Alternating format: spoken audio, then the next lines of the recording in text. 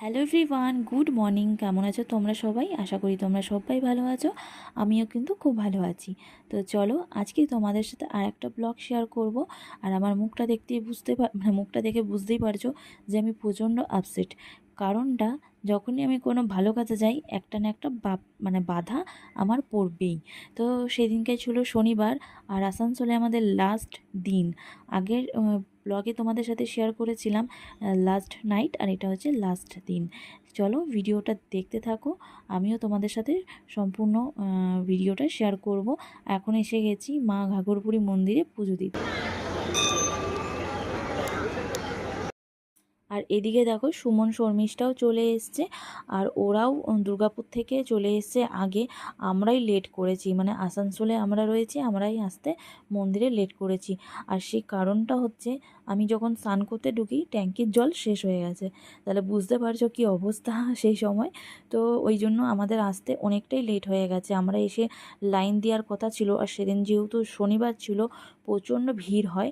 তো যাই হোক, এসে তো সুমন শর্মিষ্ঠা আমাদের জন্য ওয়েট করছিল। তারপরে আমরা এলাম, এসে লাইন টাইন দিয়ে তারপরে এখন পুজো দিতে ঢুকবো।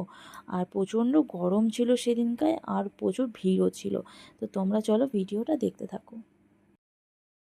একটু সরো, নেমে গেল তো। ঠিক আছে, অসুবিধা নেই। আমি সোমবার দিন আপনার দোকানে ভিজিট করবো, ঠিক আছে? ওখানে কথা হয়ে যাবে।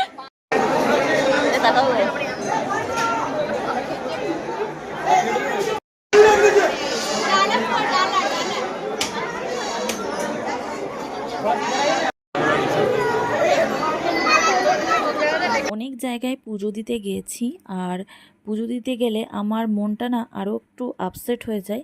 সেগুলো হচ্ছে কিছু কিছু কারণ, সেগুলো আমি পরে তোমাদের সাথে শেয়ার করব।